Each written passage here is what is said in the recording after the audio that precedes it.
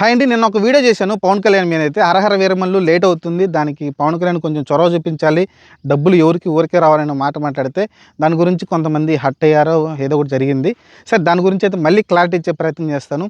'హరహర Veeramallu' start అయ్యి చాలా సంవత్సరాలు అయిపోయింది.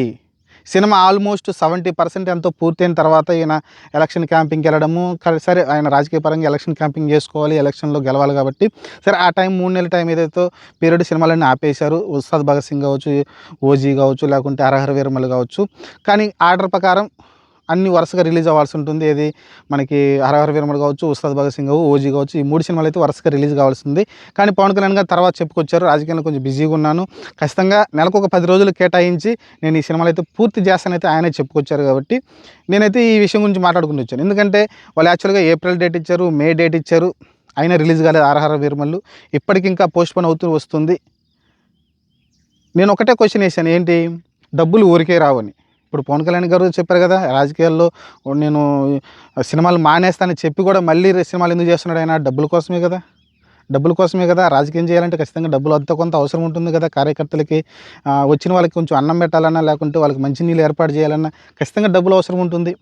మరి అలాంటప్పుడు ఆయన డబ్బులు విలువ తెలిసిన పవన్ కళ్యాణ్ గారే దాదాపు 'హరహర వీరమల్లు' స్టార్ట్ చేసి ఎలక్షన్లో గెలిచారు. ఆయన డిప్యూటీ సీఎం అయితే బాగానే ఉంది. డిప్యూటీ సీఎం అంటే ఎంతో కొంత బాధ్యతలు ఉంటాయి.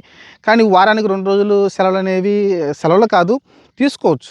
ఎందుకంటే ఆయనకున్న బాధ్యతల రీత్యా, ఎందుకంటే ఆయన డిప్యూటీ సీఎమే కాదు, ఇక్కడ ఒక నిర్మాత గురించి కూడా ఆలోచించాలి కదా ఆయన. నేను అది మాట్లాడుతున్నాను. నిర్మాత దాదాపు కొన్ని 100 కోట్లు పెట్టాడు. దాదాపు 150 కోట్ల పైన 2 పార్ట్లకు తీస్తున్నారు సినిమా.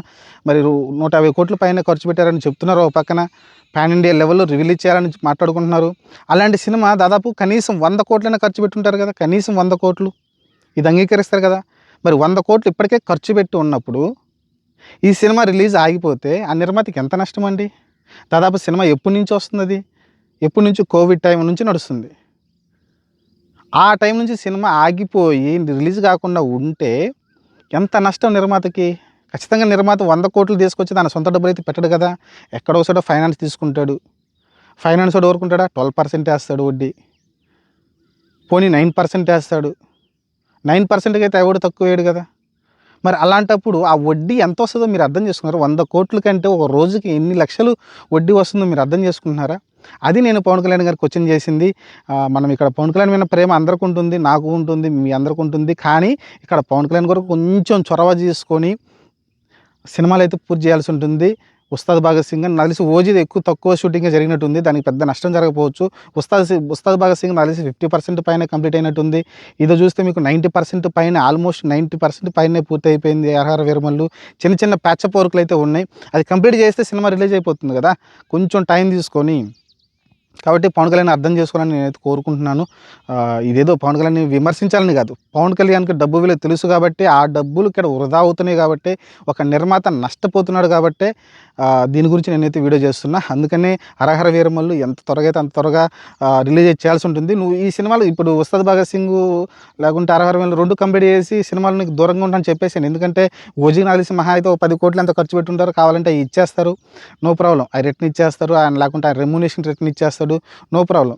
కానీ ఈ 2 సినిమాలు ఆల్మోస్ట్ పూర్తయినాయి కదా. సగం పూర్తయిన ఒక సినిమా ఉంది, 90% పూర్తయిన సినిమాలని కంప్లీట్ చేయకపోతే వాళ్ళు ఏం చేసుకుంటారు ఆ ఫుటేజ్ని తీసుకుని? కాబట్టి కొంచెం పవన్ కళ్యాణ్ చొరవ తీసుకుని పూర్తి చేస్తే బాగుంటుంది అనిపించింది. ఫ్యాన్స్ కూడా ఇది అర్థం చేసుకోవాల్సి ఉంటుంది. ఫ్యాన్స్ కూడా కోరుకున్నారు కదా సినిమా రావాలి త్వరగా అని. కాబట్టి నేను చెప్పేది ఏంటంటే, నిర్మాతలు నష్టం జరగకూడదు. నిర్మాతలు ఆల్రెడీ చాలా కష్టాల్లో ఉన్నారు. రీసెంట్గా రిలీజ్ అయిన చాలా సినిమాలు కూడా ఫ్లాపుల్లో ఉన్నాయి, వాళ్ళు ఇబ్బందులు పడుతూ ఉన్నారు. కాబట్టి నిర్మాతని డబ్బులు పెట్టిన వాడిని అయితే మనం ఇబ్బంది పెట్టకూడదు. అది పవన్ కళ్యాణ్ గారు తెలుసు.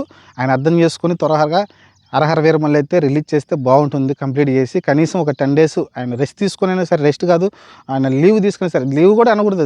కార్యకలాపాలు జరుగుతూనే ఉంటాయండి. ఆయన పక్కన దాదాపు చాలామంది కలెక్టర్లు ఉంటారు, అందరూ ఉంటారు, చూసుకుంటూ ఉంటారు. ఇంపార్టెంట్ పనులకు ఆయన వెళ్ళి మిగతా పనులు కలెక్టర్లకు అప్పచెప్పి ఆయన షూటింగ్లు పూర్తి చేసి తర్వాత ఆయన ఫుల్ బిజీగా ఇప్పుడు మనం చూసాం అల్లూరి సీతారామరాజు ఆ నట్టడుగుల్లోకి వెళ్ళడం చూసాం మనమైతే. కాబట్టి ఇలాంటివి చేస్తూ ఉంటాడు ఆయన.